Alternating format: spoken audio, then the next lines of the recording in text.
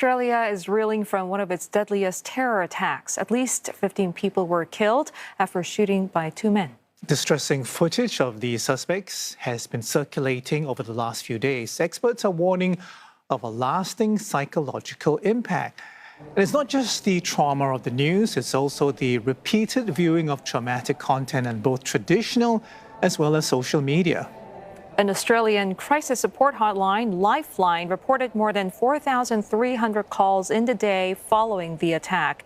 Its website had an almost 150% increase in visitors in the same time.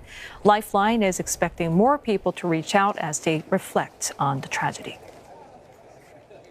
And for more on the psychological impact of the shootings on survivors as well as the community at large, let's talk now with Dr. Rachel Menzies. She's a lecturer at the University of Sydney. She's also a clinical psychologist and director of the Menzies Anxiety Centre. She joins us this morning from Sydney. Thank you so much, Dr. Menzies. I hope the figures from Lifeline that we just mentioned, don't tell the full story. I hope there's more to that. I am wondering, though, what frame of mind is Australia and Australians, if you like, in right now? We know families are still mourning as the first funerals take place.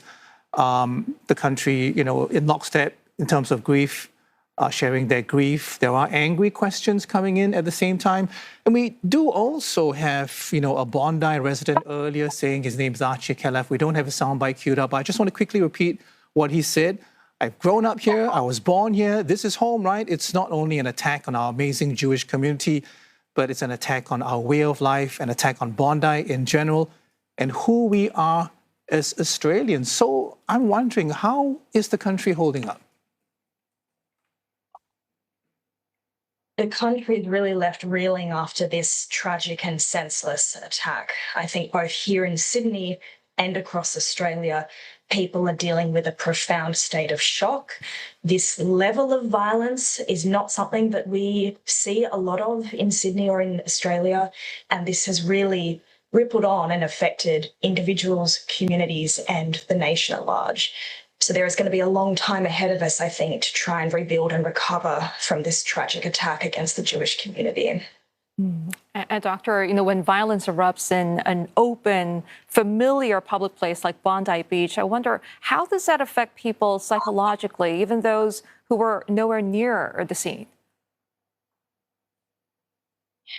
The more unpredictable or unexpected any kind of traumatic event is, the more it tends to impact people. So the fact that this event happened on a public beach, with lots of tourists, lots of crowd, really amplifies the impact it's going to have on people, because suddenly people are left to confront the fact that violence can really happen anywhere, including places where they least expect it to. So certainly the fact that it happened at Bondi, I think, has really amplified the distress and shock that people are feeling currently. So tell us a little bit, Dr. Menzies, about how much more this blow is going to be felt, given, as you were saying earlier, the more unexpected it is, the more it's going to be felt. This is a rare event for Australia. What signs, would you look out for very firstly when people are extremely distressed? So anyone affected by this kind of event might expect some lingering signs or experiences over the next couple of days, the next couple of weeks. For instance, people might notice that their attention is being pulled back to the event. They might notice differences in sleep or appetite. They might feel a bit more hypervigilant or panicked. But for the vast majority of people, those sorts of experiences will settle down as time passes. The vast majority of people who are affected by a traumatic event do return to where they were at prior to that trauma. Of course, that's not going to be the case for everyone, though, sadly. And so for some people, we are likely going to expect more longer-term impacts, such as things like PTSD. So it's going to be very important for people to keep an eye on themselves, keep an eye on loved ones. And if we think someone might be at particular risk for trauma based on this event, to try and intervene as early as possible and help get people support.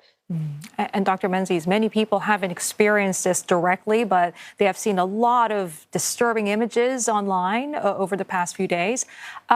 what can repeated exposure to that sort of footage do to our mental health, and how careful should we be about what we're watching and what we're sharing?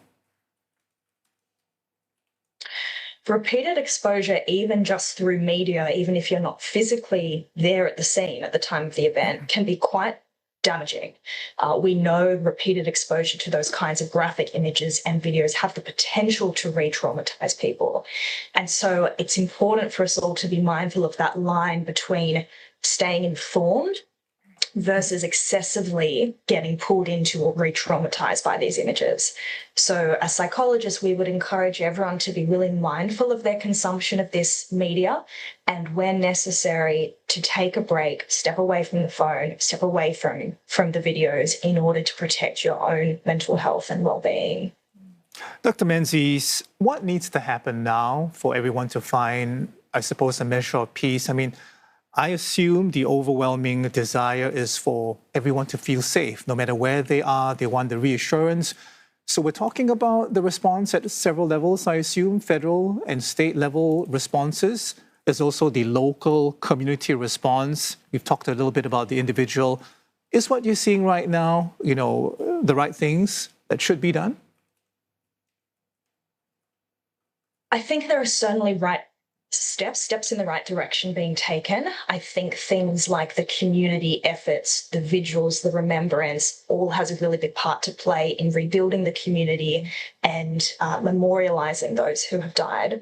I think on a broader political or government level, I think messages of unity and making it really clear that Australia does not tolerate this kind of violence or hatred is really important.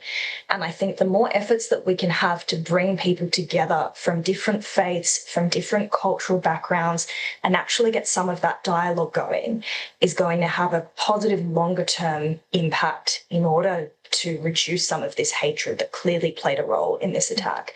So I think there are certainly steps in the right direction, but all of us have a responsibility for calling out anti-Semitism and hatred and addressing that when we see it come up. And how about for parents, Doctor? This can be quite challenging in trying to reassure themselves, their kids, but at the same time, they might be shaken themselves. How should they approach those conversations, and what really matters most and what children hear from them? What really matters most is our children feeling safe. And so they don't necessarily need to have every detail about the event, but reassuring our children that they are safe, that they are okay, and giving them age-appropriate information about what happened. Also being mindful of the media our children are exposed to, so where possible, trying perhaps to keep TVs off, radio off at the moment, given that this is a constant topic on the radio and TV at the moment, so that children aren't being exposed to more of this information. And more generally, things like keeping up routines, providing reassurance, keeping normal day-to-day life as normal as it can be is also really important for helping our young people feel safe. Dr. Menzies, thank you so much for your time this morning. Dr. Rachel Menzies is lecturer at the University of Sydney. She's also a clinical psychologist and director at the Menzies Anxiety Centre.